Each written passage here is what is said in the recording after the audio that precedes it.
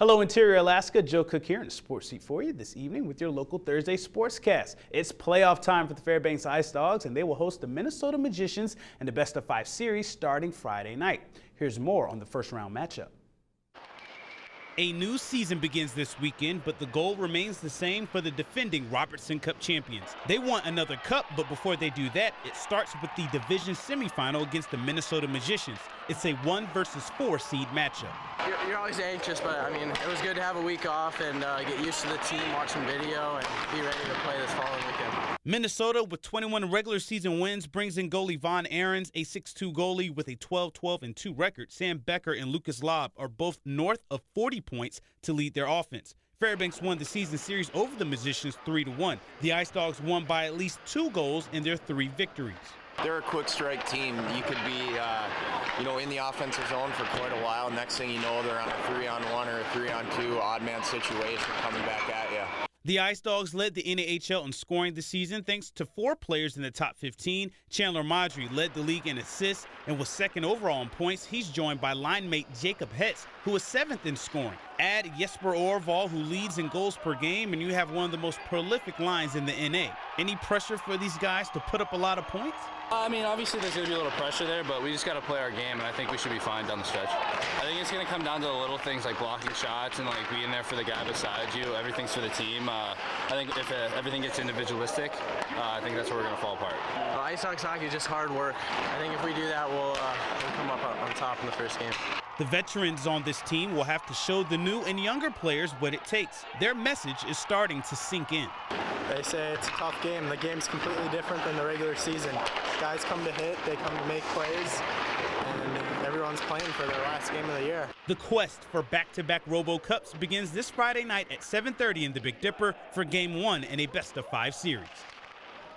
And the season finale for roller derbies this weekend, and this one is significant. It's the final bout before the state tournament in May, and new teams will visit Fairbanks. To start Saturday's doubleheader, the hometown Raven Rebels take on the Boomtown Derby Dames from Mat-Su Valley. That's going to start at 6:30. Then the Fairbanks Gold Diggers will go up against the Kodiak Rock Island Rollers. This is Kodiak's first visit to Fairbanks. This Friday, you can meet the Fairbanks Roller Girls at Sports Authority from noon until 6 as well.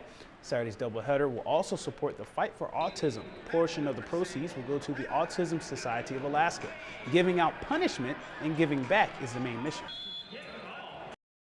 We are a nonprofit organization, so every bout we choose an organization that we want to help out and give to. So autism is a big cause that we want to help with, and that was one that we chose. Roller derby's been growing statewide for many years, and it's really a neat thing to be able to have a team come all the way up from Kodiak to play against us here in Fairbanks, and it's really exciting to see how the sport is growing, and this level of competition that we're getting in is pretty amazing. And in recent UAF news, assistant women's basketball coach Greg Bruce will retire. Bruce came out of retirement after a year off to coach again for the Alaska Nanooks. And it was a season to remember as the Nanooks finished 14-14, their best record since 2001. They started the season 5-0, and they also had a 6-game win streak midway through the year. Bruce ends an over 30-year coaching career. He is Portland State's winningest head coach and has 349 wins in 22 seasons as a head coach. Despite a great first year at the U, Bruce will retire again, citing recurring health issues, and he will return to his home in Oregon.